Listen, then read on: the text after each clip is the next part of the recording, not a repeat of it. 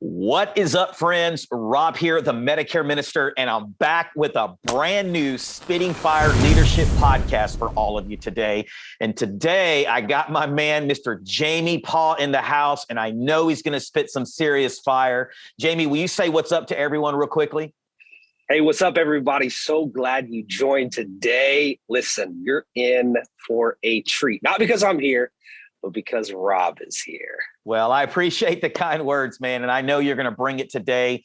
And I really want to focus our talk today on generosity. I know you're this evangelist of generosity, if you will, and I'm really excited to get into that because I believe that many, many leaders struggle in that area. And so we're going to dive into that in just a moment. But as always, before we get into that, I want to remind all of you to please like, comment, subscribe below, turn on your notifications. That way you're notified every time we drop fresh content like this. And then finally, we do this because I believe there's a divine creator that has put purpose in you. And isn't it about time that you realize that you were made on purpose to start living on purpose? And what better year to do that than in 2022. So Jamey, once again, man, thank you so much for being on, bro. I'm humbled that you would come on today and share with us what God has put in your heart.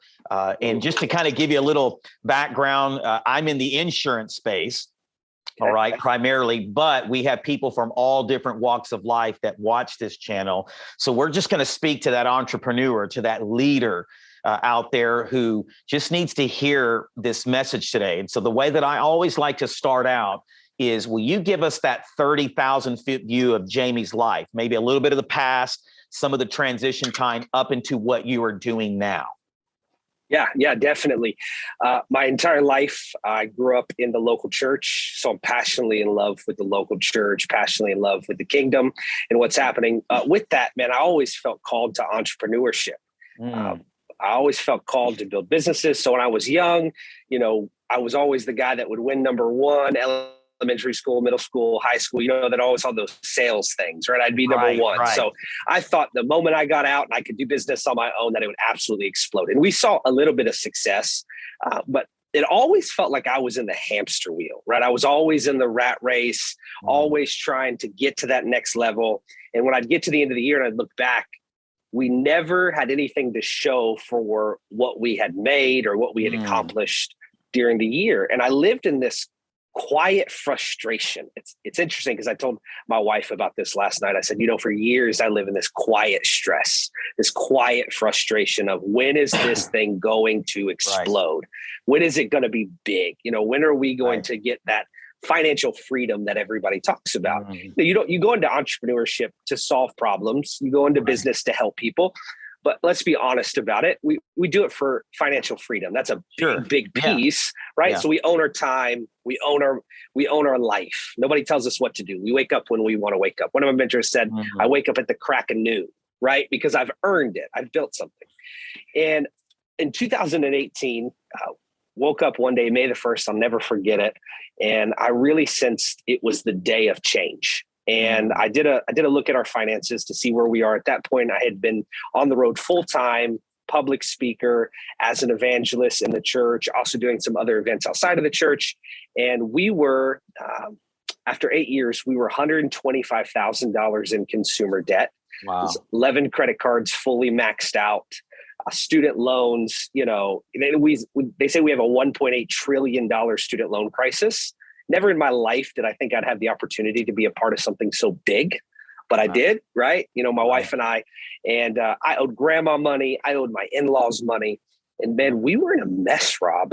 And I had this awakening moment, right? I had this come to Jesus moment in my life where I realized I don't want to live on the hamster wheel. I don't want to wait until I die to hopefully see breakthrough. And so speaking of generosity, I really just had this moment that life was about giving, not about getting. And we've heard that, but then we started putting it into practice. And so what happened over the next 3 years was absolutely just unbelievable, miraculous. As I sit here with you, life is different. I was thinking about this interview, this podcast, right before we got on, and I couldn't help but think how much life has drastically changed. We're just not in the same position anymore, not only financially, but relationally, our lives are better. Spiritually, our lives are better. Emotionally, mentally, physically, life is just different today. And it all started with generosity.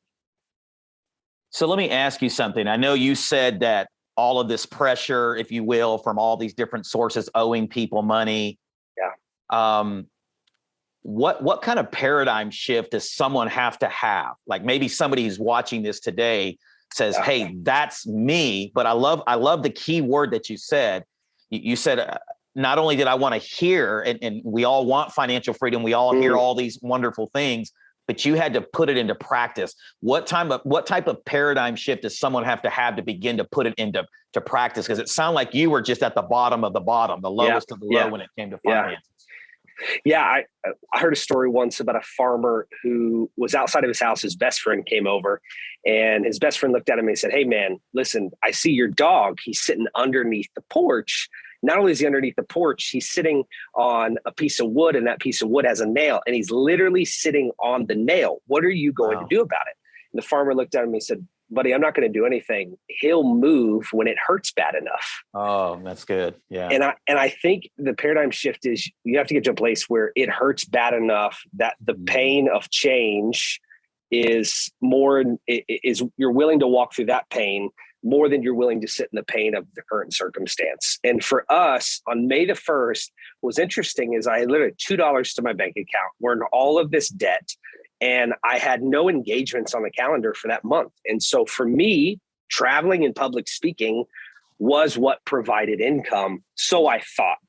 And there was this big shift of I've lived my whole life trying to get to the next engagement, trying to get to the next paycheck, trying to buy the next, investment, when in reality, we were created to be givers.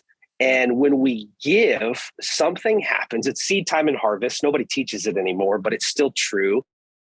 Something happens when we live in this life of generosity, where when we sow our labor, right? When we give our labor, not to ourselves, but when we do it unto the Lord, when we sow our financial gifts, when we do it unto the Lord, not because of some church or because of some ministry or some nonprofit, not because there's some dog that needs to be rescued, but when we do all of this, all of the things that we do, when we really do it, because the Lord has given us the ability to do it, and because we love him, something shifts, literally something shifts in the atmosphere of your life. Right.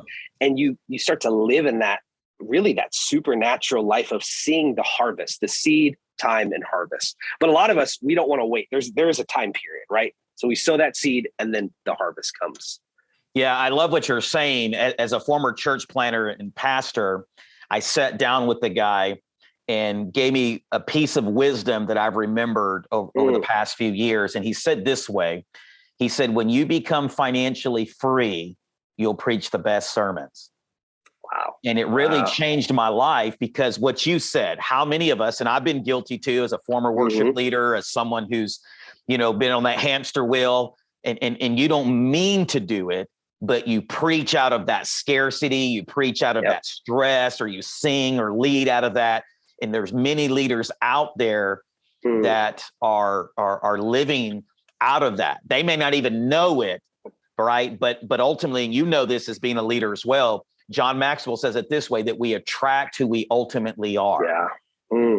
Right. Yeah. And so if it's in you, then it's going to come out of you. Right. And so we know that. So I'm glad you bring up that point. So let me ask you this. Okay, because I did a sermon series one time called Out of This World Generosity. And the reason I wanted to title it that way is because there's so many people that only live in surface level generosity. And I'm not hating on the church, because I love the church too. But as someone who can maybe just throw a little hate this morning in a good way, there's a lot of people in the church that are just on that superficial giving level and don't understand what you said, that out of this world generosity invites in the supernatural. Yeah. And I love that. So with that said, define to us generosity. What is generosity to you? What do you preach about generosity in regards to the definition? Yeah, it's a really good question. I think generosity is personal, and I think it's a personal choice. And when someone gives, particularly in the area of finance, it's in relationship to their net worth. It's in relationship to what they have access to at the moment. And so a lot of times we look at people who will give large sums of money, right, and we'll call them generous. Sure. And we really just kind of discard the person who's giving little money. But I think about the widow's mite, right? She gave everything. Right. Okay, it's all she had. There are these people coming in giving large sums, so small in comparison to their net worth. Also, their heart wasn't in the right place.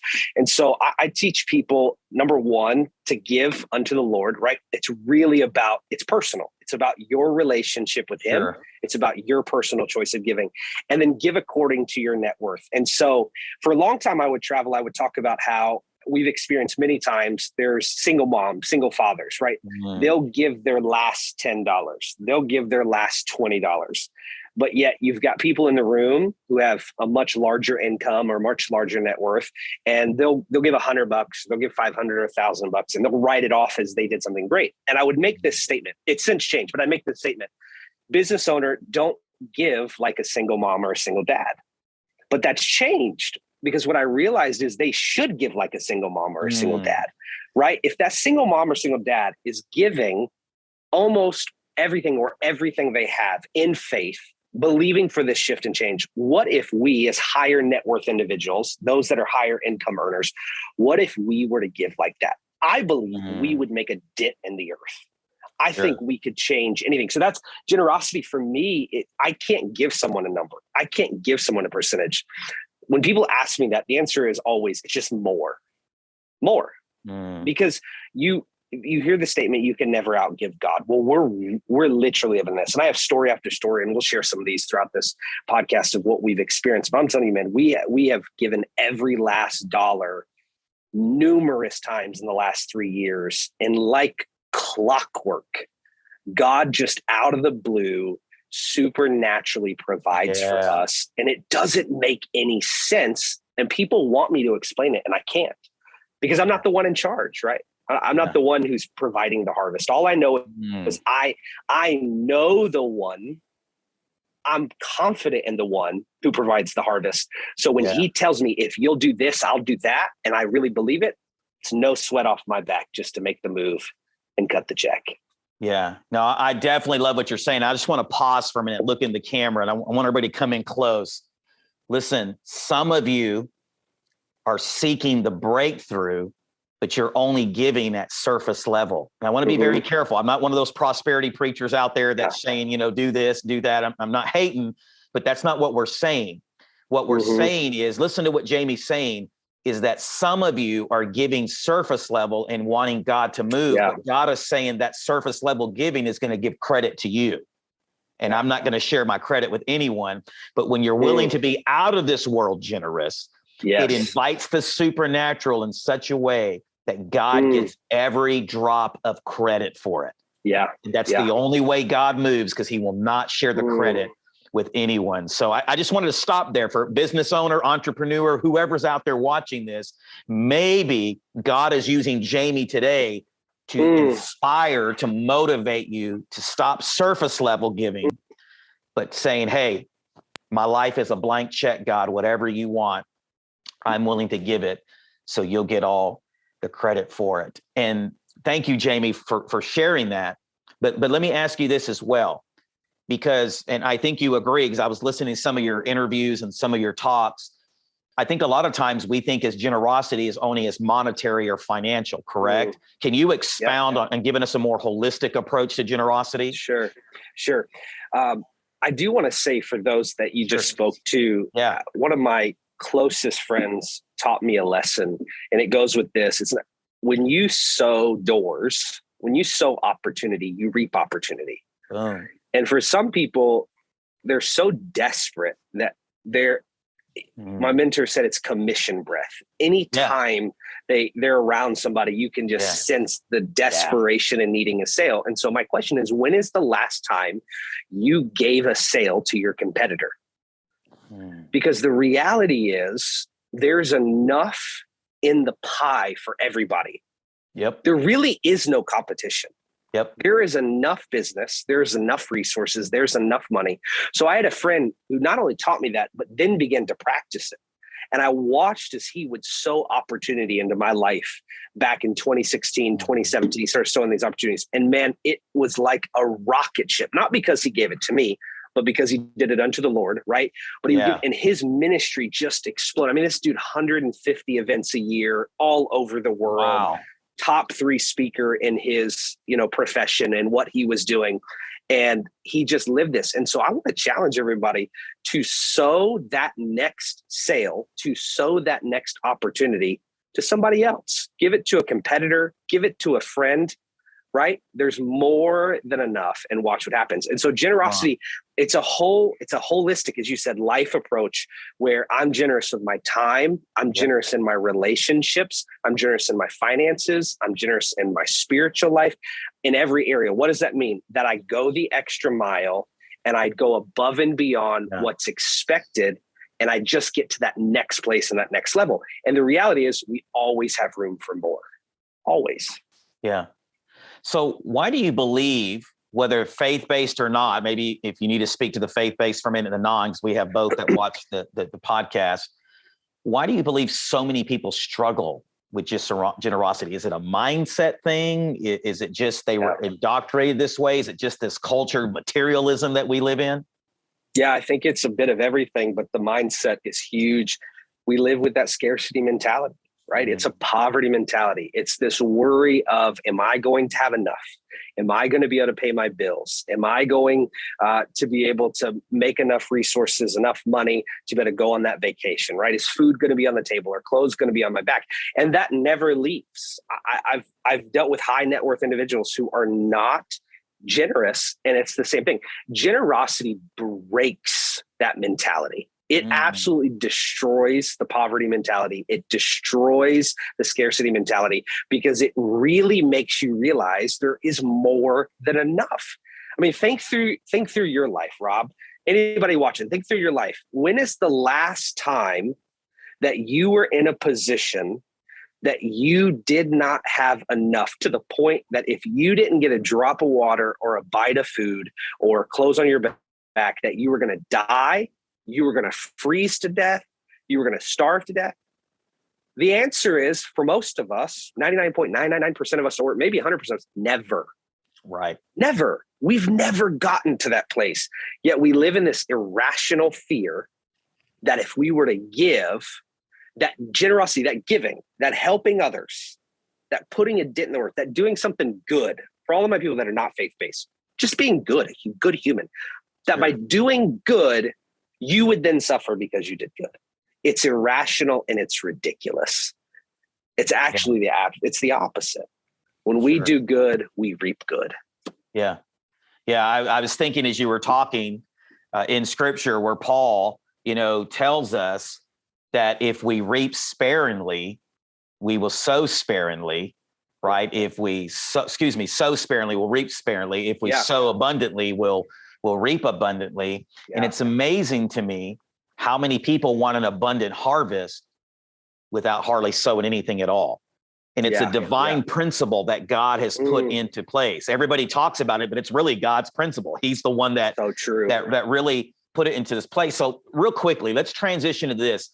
I believe that out of this world generosity, and this is just something I'm using, today, is the cure from materialism. Can you talk about that? How out of this world generosity helps detox us from this materialistic world? Yeah, it's so good. I always wanted the thing. I was a big dreamer. I remember being a teenager saying, I'm going to have the Mercedes S550 by my 21st birthday, right? I remember saying that I'm going to say anywhere else besides the Ritz-Carlton or the Conrad or the Waldorf Astoria, or the Four Seasons, right? I remember saying, I'm going to build this life where we have all these luxurious things. I'm going to have the big house. I'm going to have the boat. I'm going to have the plane, all those things. And the reality is dreaming big isn't wrong. And contextually having those things isn't wrong. Right. The problem is, for most of us, or at least for me, those things had my heart, and everything I was doing was based around achieving a material thing. Mm-hmm. And what generosity has done is shifted my mindset into my life is meant to give, not to consume. Well, what's wild is the more we've given, the more luxurious experiences we've had. Come on. Yeah. And the more we've been able to experience the finer things in life. And I can't give you a number. Again, I can't tell you if you give $99 or $1,000 or anything like that. Right. All of a sudden, you're going to get a yacht. You're going to get a boat. But what happens is when you live this generous life, those things just seem to fall in your lap. I mean, my wife and I, we just back in August, we went to a 5-star resort. We stayed near the top floor. We had a big, huge suite, you know, the marble floors, the whole thing. I mean, it was absolutely beautiful. And the reality was I didn't pay $1 to stay there. Wow. It's just how it came together. And so I look through some of these things and I go, man, I tried so hard to achieve that. But when I stepped back and said, my goal isn't the 5-star vacation. My goal is to be a giver. All of a sudden, all of these things just started coming towards my life, coming towards us. And so it's what we've experienced. It does. It gets rid of the materialism thing. And I'm content. Sure, I work hard. Sure, I've got big dreams. Doesn't mean the dream of having the nicer car or the nicer house or the great vacation, that dream has never gone away. And we enjoy those things. We look forward to those things. But the daily goal is, how am I generous today? Yeah. Listen, I got to take a quick time out again and just look in the camera, because this is, man, you're spitting some fire, Jamey. And listen, the fulfillment that many of you are looking for is not found in the stuff, right? Yeah. We're indoctrinated and programmed to chase stuff when you were actually created to chase the giver of the stuff, to be in right relationship vertically. And you were wired in such a way that the fulfillment comes from him. But here's the cool thing about God. It doesn't make any sense, but I love that he does it this way, that when we're in line with him and we're chasing him, okay, it's like he gives us the desires of our heart, right? When our dreams are in line with what he wants to do in and through our life. So maybe this is a breakthrough moment for someone that you've been trying to find fulfillment in stuff, more stuff, and you're miserable today. And God is using Jamey right now to say, maybe it's about time that you stop chasing the stuff and start going after passionately the giver of the stuff. Okay. So I wanted to stop there. Now back to our regular scheduled programming. Jamey, I believe one of the best ways, if not the best way to be like God, is to be radically generous. Can you speak to that just for a second? Yeah, it's so good. It's so true. Listen, we flipped on our head this whole goal setting thing. You know, every year I would set a financial goal. I need to make this much money. I want to make this much money. And in 2018, we flipped that on its head and we started a life of goal setting around generosity. So at the beginning of every year, we set a giving goal. So our entire year is shaped around generosity. I go to work so that I can give. I earn an income so that I can give. Right? It's totally different. So, and the goals that we set are just so outrageous according to what we bring in and according to our net worth, that it would have to be a supernatural move of God for it to ever happen. So I'm not setting my life around the things I'm going to get. I'm setting it around the things we're going to give. That has radically transformed our mindset. And I want to challenge every business owner who watches this, every person in corporate America, every person in sales. I want to challenge you to build your business around generosity. How many people are we going to help this year? Not how many sales are we going to get? How many people are we going to help? How much money are we going to give away to our favorite charity, to our favorite nonprofit, to our favorite religious organization? How much time are we going to give our employees off this year? How many raises are we going to give? Bonuses are we going to give? How generous can we be? Let's set the bar of generosity higher than any other bar that we set in our organization. How much, pastor, is your church going to give away? Not how much are we going to beg for people to give in the house? How much will we give out of the house? And when we do that, we set ourselves up for the ultimate success in life. Somebody asked me the other day, they said, what do you do? And I said, I help people achieve a life of purpose, fulfillment, and abundance through generosity. That's what I do, because I believe you find that abundance. You find that fulfillment. You find that purpose when it's based on generosity. Let me give you context to what's happened in our life in the last 3 years, right? So people want to hear the numbers, right? They're not meant to impress anybody, because the reality is most people watching this probably have a much higher net worth than my wife and I and make a larger income than we do. But this is what's happened in our life. These are the numbers. So 2018, $125,000 in consumer debt. I gave you the back end of that, right? What that all broke down into. We were making about $50,000 a year combined between the two of us. And I was stuck in the wheel. I was stuck in the rat race. And so we just decided that the largest giving year that we had ever had was just over $5,000, right? We had given $5,000 one calendar year. And so we determined that this calendar year, we were going to double that. We were going to go from 5 to 10. And so in 2018, we went from $5,000 in giving, and we ended up going to $12,500 in giving. So we over doubled our generosity in 2000. Well, in that same time period, we began to pay off debt, right? We started attacking our debt while we over doubled our generosity. The craziest thing that happened in 2018 is somebody came to us at the end of the year and they said, hey, we want to buy your groceries this month. And everybody knows how expensive a grocery bill can be. My wife, me, my wife, right? And so they started buying our groceries in December. Well, in the last 2 years, we've had 2 children. We've been through a pandemic, right? We've been on this journey. This started right before the pandemic hit. Here's what's crazy is that person is still paying for our groceries today. Wow. So 3.5 years later, I have never paid for groceries, right? Wow. So that was one of the first things that we experienced. 2019, we said we're going to go from 12,500 to 30,000 in giving. And so by the end of 2019, we gave over $30,000 by the end of the year. During the course of that year, we paid off every single dollar of credit card debt. Giving $30,000, paying over $40,000 in credit card debt off. 2020 comes around, we set the goal to $50,000. We said this year we're going to give $50,000, right? So I'm working, pandemic hits. What happened when a pandemic hits? My wife looks at me and says, what are we going to do? And I said, we're going to continue to do what we've done for the last 2 years. We're going to make generosity our priority. We're going to give like we've never given before. Well, I had 14 straight weeks of cancellations, 14 straight weeks of no income, right? Everything shuts down. I went from having tens of thousands of dollars in income coming in to nothing coming in. That's when the big shift happened. And I realized this, that I'm not the provider. I'm not the source, Rob, that God is the source of everything. It's not up to me. It's up to him. If I do my part, he'll always do his part. And so we just kept cutting checks. We just kept giving.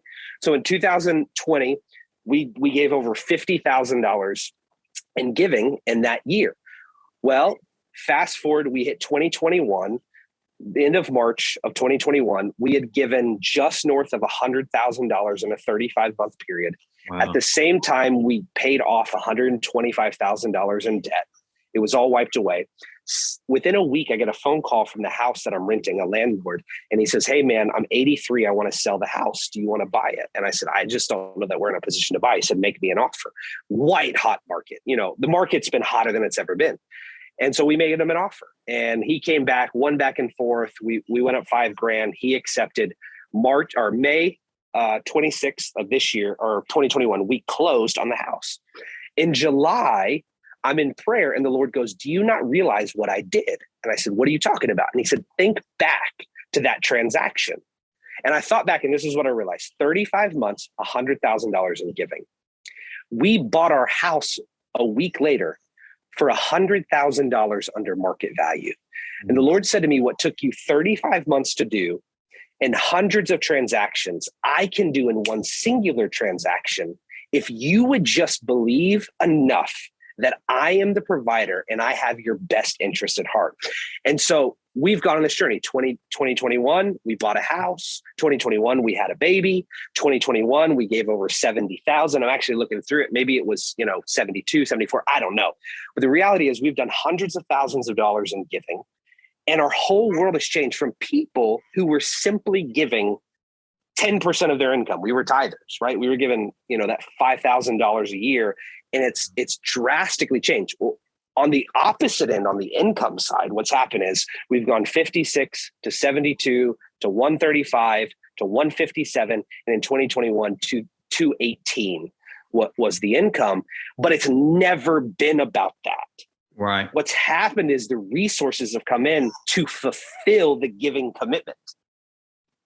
We've emptied our bank accounts. I can't tell you how many times in the last few years, I always dreamed of writing the $10,000 check. Now we've done that multiple times. We've done the $15,000 check. We've done the $20 here, the $50 here, but it's really a life based on generosity. And what we have found is purpose. We found fulfillment, and we found ultimate abundance in that life. Listen, I live in a 1,200 square foot row home in the city of Philadelphia. I don't have millions of dollars in the bank account. I drive a 2008 Ford Escape hybrid, right? That has nearly 100,000 miles on it. It's a baseline vehicle. I don't have all of the fancy things. I say yet, maybe one day, right? I think some of those things will just come. It comes with the territory, right? But my life isn't based anymore on those things. It's based on how radically can we give. And here's the ultimate thing we have. And I'll leave the audience with this. We have peace. And that's something you can't buy. You can't buy peace, but we have that. Now I sleep really good at night because I know we're going to wake up tomorrow and we're going to give more. And what's going to happen? We're going to be taken care of. Yeah, no, that's powerful, man. I was thinking in regards to leadership, if I can just transition just two or three more questions here real quickly. I looked up a quote and I wrote it down because I didn't want to forget it. And it's by Jack Welch. It says, every great leader has a generosity gene. Every great leader has a generosity gene. In leadership, how important, like those that you're leading, because leading from the front, that's what you were talking about, right? Leading from the front, we're going to be committed to this.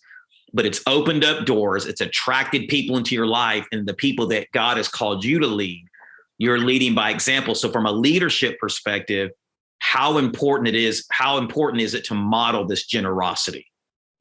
Yeah, you attract who you are.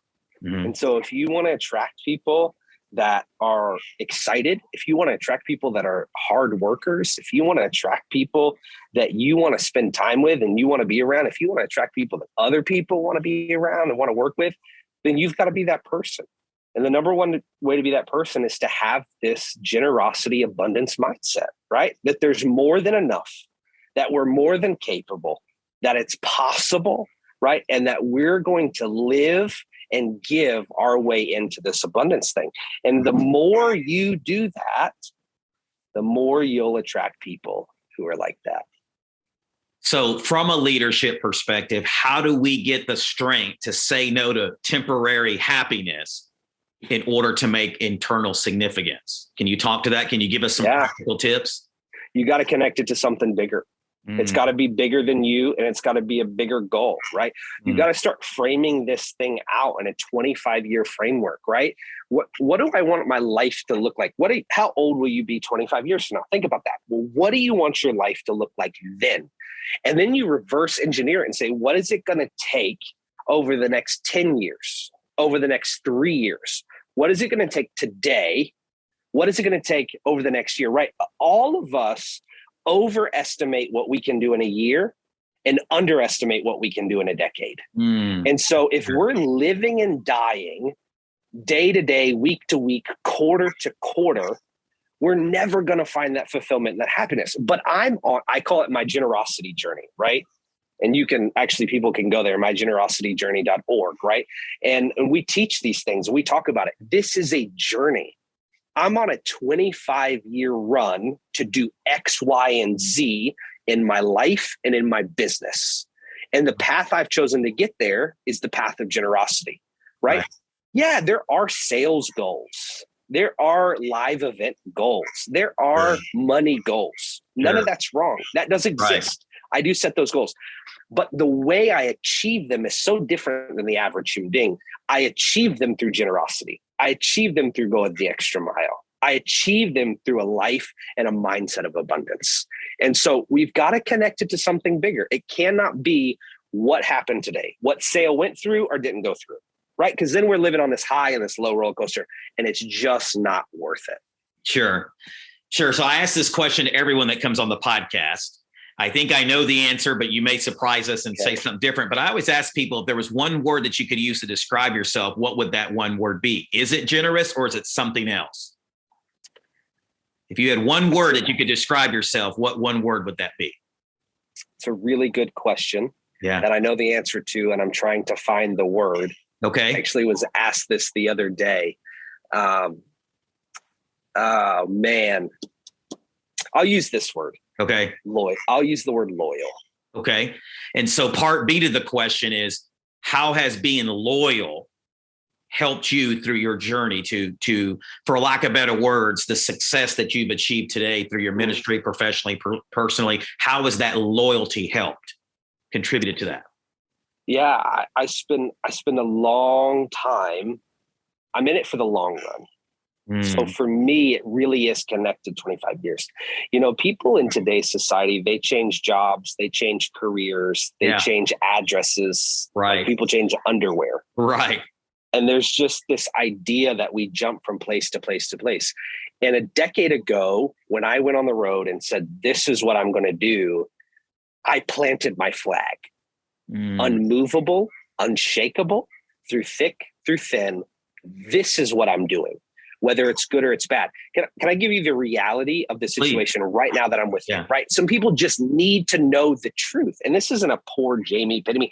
The reality is I've got a grip on the business and I understand the ebb and flows now. In our business account today, as I'm on this, my business account is $2,194. My next live event is March the 6th. But to me, I'm chilling. I have so much peace. I have so much joy, right? The stress of that does not exist because I understand that I have lived so generous, that I have done everything that I can possibly do, that within a moment, in a blinking of an eye, that can all change. That account today could have an ending balance of $74,000. Right now, it doesn't look like it will. Probably end at $2,194. Today, I could get 12 phone calls and I could book 8 engagements from now till March the 6th. Will it happen? I don't know. But the reality is I'm not the one who makes it happen. I have my responsibility. I'm supposed to do what I'm supposed to do. But at the end of the day, I'm not the one who provides. And so the loyalty piece for me is I don't look at a current circumstance and make my decisions based on that. I look at the long-term goal and the long-term future, and I go, how am I supposed to get there? And what I do today affects that. And so really the people that are in my life, they go, dude, you are so faithful. I just don't even understand how you have pushed through. And they're like, and yet you've prospered, right? Your life has been so abundant. It's so fulfilled. Right. And it doesn't even feel like you're chasing something. And I say, because I'm chasing something different than most people are chasing. I want to get to the point, as Paul said at the very end, I'm being poured out like a drink offering. I've done all that I can do. And that's where I'm at, man. I'm going to do everything that I can do. And I know on the back end of that, we'll be okay. Yeah. We're going to be fine. I've got that piece is taken care of. Sure. Now, how do I put a dent in the world? I do it through generosity. No, that's so good, man. Spitting some serious fire there again. And I did a video this morning for our TikTok and for our Instagram. Is your dream for sale? And a lot of people, you've been more loyal to your dream that God has given you than loyal to the circumstances and the adversity. And a lot of people can't say that because they don't negotiate that cost in advance. Yeah. Right. Yeah. And I love that. I love that your dream that God gave you was not for sale. And now you're inspiring others, you're encouraging others to live this life of generosity. So as we wrap up here, let's say somebody's watching today and they go, Jamey, man, you've inspired me to give, but what is some practical things or a thing that I can right now implement today to start on this journey of this radical generosity that you're talking about? Yeah, set a goal, set a giving goal. So take inventory, immediately take inventory. This is what I tell people to do in the area of their finances if we're going to talk about giving generously, right? So immediately you've got to take into account your cash on hand. Go through every single bank account you have, write it down right now, all cash on hand, COH, put it down. Then take an account of every single bill that you have, right? Write that down. Okay, right. This is what I owe. Then take an inventory of how much money you think this month you're going to make. What's your income going to be? Put that down, right? So now you know this is how much cash I have access to right now. Right. These are the bills that I'm going to have to pay. This is the money that I'm going to have come in. And then out of that, make a determination. How much am I willing to give before the end of the month? And then the easy thing to do is just pick a charity or a nonprofit or a church or an organization that is doing something that you're passionate about, that you believe in, and go online, make that donation. I would say make a donation today, even if it starts with $5. I think everybody here can do 5. Maybe you can do 50, 500. Go to their website, make the donation, or find their address, write the check, mail it in, and start your life of generosity. Yeah, no, that's so good, man. I was so excited about this interview because I believe in generosity. I live it. I preach it. It's not something that I've always done in my life. You know, I struggled coming from a single mom and poverty mindset. And it really wasn't until I began to really adopt this generosity that you're talking about that began to change my life. So this has been so good. So finally, where can we find you? If someone wants to book you, if someone wants to hear more of your message or story, where can we find you online? Yeah, JameyPaugh.com. That's JameyPaugh.com. JameyPaugh.com. Yep. And are you on Facebook, Instagram, TikTok? I am. Yep. At Jamey Paugh. Yep. Okay. We'll put all that when this episode drops in the next few weeks. We'll put all that in the description there, so all of you can connect with Jamey. And here's what I want to just close with today is, once again, I believe that there is a divine creator that has made you on purpose for you to live on purpose. And I believe part of this purpose includes this generosity that Jamey is talking about. I believe the greatest leaders in the world are the most radically generous leaders in the world. Listen, if you're a Christian today, I want to tell you this, okay? This is a very convicting and sobering statement, but a deep commitment to the gospel leads to a deep commitment to generosity. Yeah.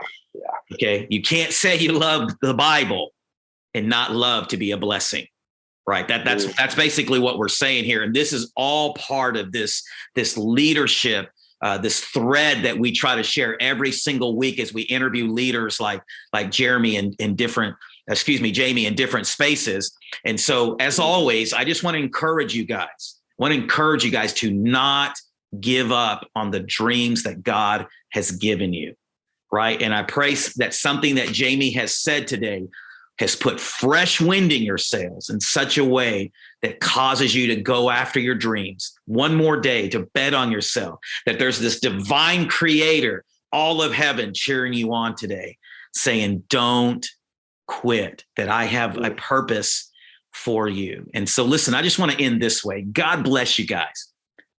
Make it an awesome day, and we'll talk to you soon.